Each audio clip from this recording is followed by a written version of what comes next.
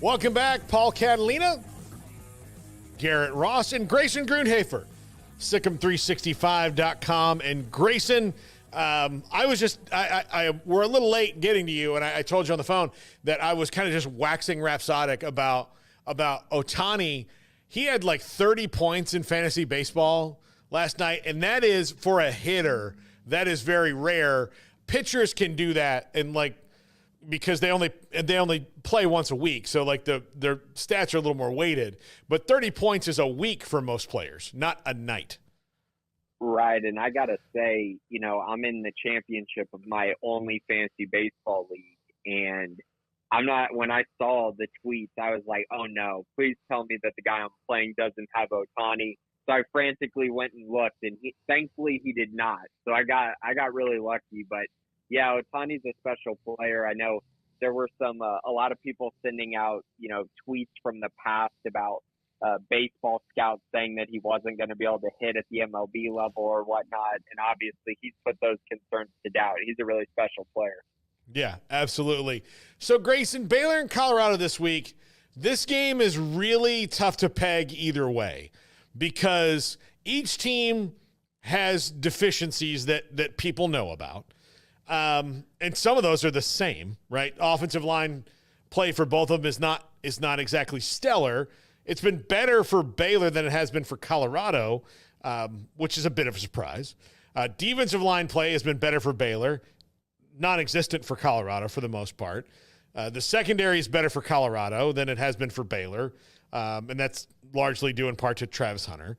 So this is really difficult to peg, and we think we have a pretty good idea of who's going to start at quarterback for Baylor, but there's the wild card of we didn't know that DeQuan Finn was all that hurt until Saturday last week anyway. So what am I to make of this game, Grayson? What am I to make of it?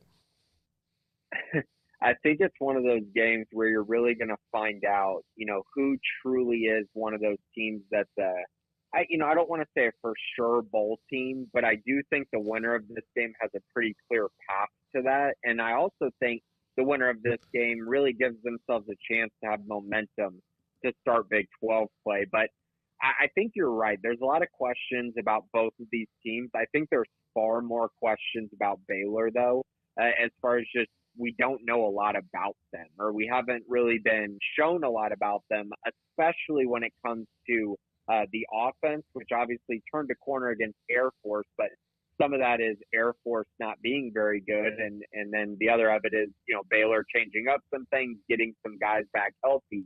But I think in general, the hardest part for, I think, everyone to peg is the biggest strength for Colorado. And that's the fact that Baylor's faced three teams that run the ball a ton and really did not attack through the air much at all.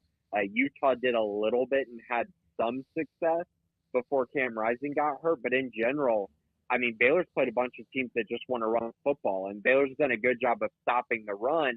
But in this matchup, it's going to come down to, can Baylor stop Colorado from throwing the football effectively, and can they create pressure on the quarterback? Two things that no one for sure knows the answer to at this point. Yeah, that's for sure. Sawyer Robertson had a great second half last week, and outside of the 3 turnovers in the first half, he was having a pretty good go of it then too. Not that he's going to be the starting quarterback for the rest of the season, but they kind of have an opportunity here to not create a controversy by saying, look, DeQuan Finn needs another week or so to heal up, and let's see if we can repeat this performance with Sawyer, right?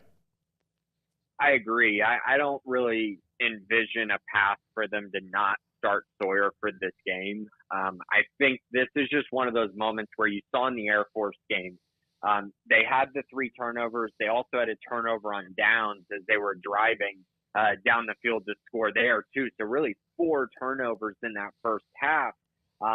If those don't happen, I mean, Baylor could have ended up with 40-something points on Air Force, which would have been absolutely crazy. That does not happen very often to any of the service academies, much less Air Force. But it didn't happen, so there's still some questions there about them starting game strong and finishing. But I think if you watch Sawyer play, there's just a clear calmness and a clear knowledge of what he needs to do in this offense that I don't think we quite saw with Quan Fenn, at least up to that point. And yes, DeQuan had to go on the road to Utah, which again is the toughest matchup Baylor is going to face all year.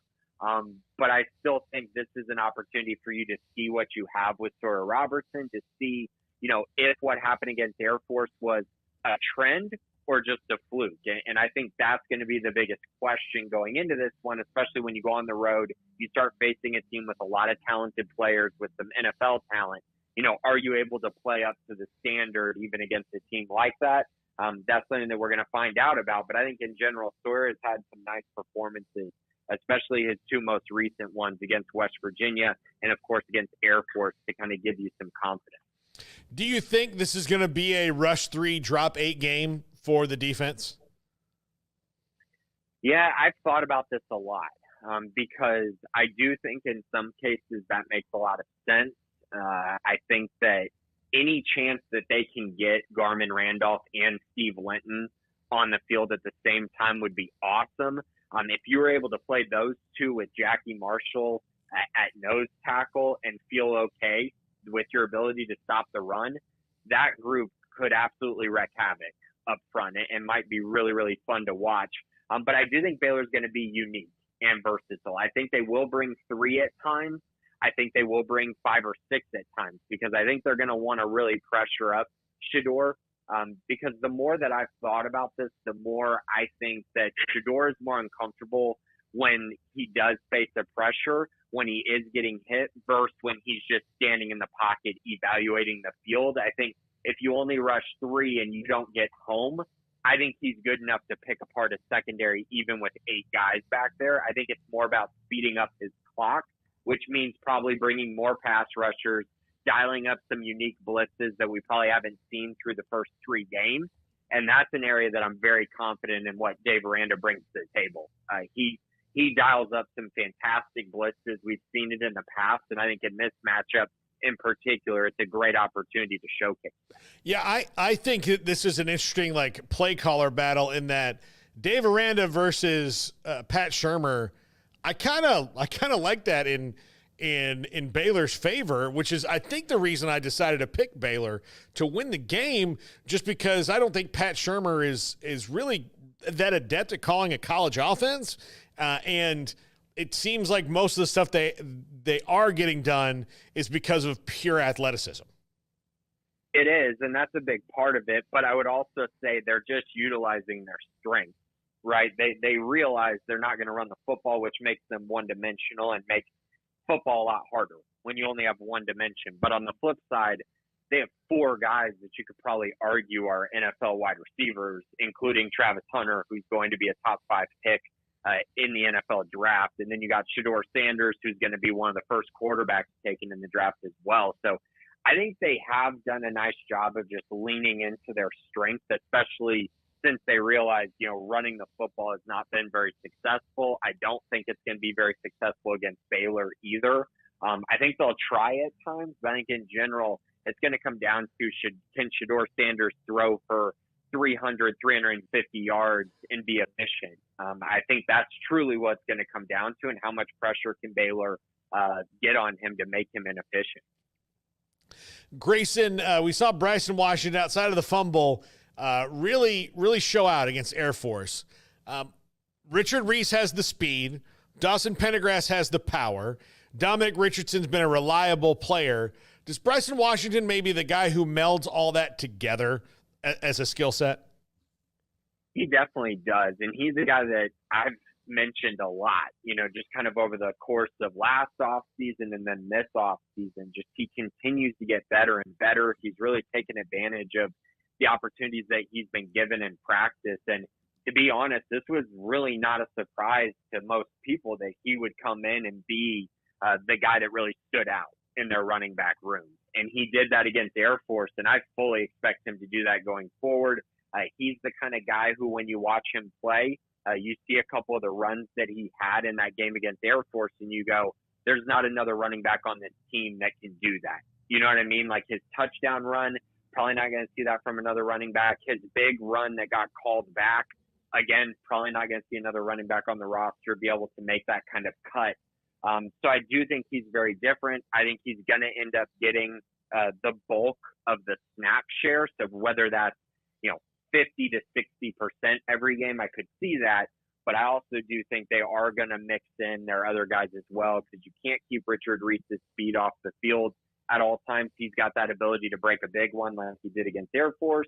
And then Dominic Richardson and Dawson Pendergrass, I think it's going to come down to, who's more reliable taking care of the football and who's more reliable at getting you those extra yards and being physical and running through contact. And I'm curious, as Dominic Richardson gets healthier, if he truly becomes kind of that other back for them as well.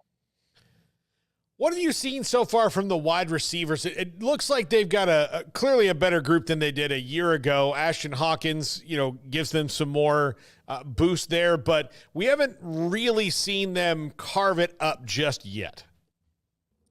Yeah, and this is not going to be a great matchup for the outside receivers.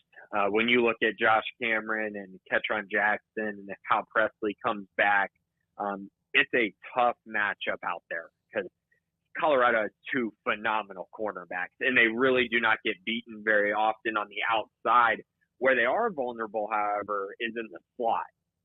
They've really struggled across the middle of the field, and that really speaks to their inability to cover with their safeties and with their linebackers. And that, I think, really leads me to think that guys like Ashton Hawkins, Monterey Baldwin, and then, of course, Michael Trigg, the big tight end, I think those three guys are going to be the three that are the toughest for Colorado to guard in this game. And I'm very curious kind of how Jake Spavital schemes that up, because I do think this is an opportunity for Baylor to complete a bunch of passes and be efficient offensively. I don't think this is going to be a game where Sawyer throws for 300 yards, but if he throws for 200 yards but completes 75% of his passes, which is what happened to Colorado against North Dakota State and against Nebraska, then I think that opens up a lot for Baylor's offense. It keeps Colorado off the field. It allows Baylor to move the chains and just be efficient. And I think guys like Ashton Hawkins, Monterey Baldwin, Michael Trigg are the kind of guys that can continue to move the chains for Baylor and then give them opportunities after the catch to create an explosive play here or there.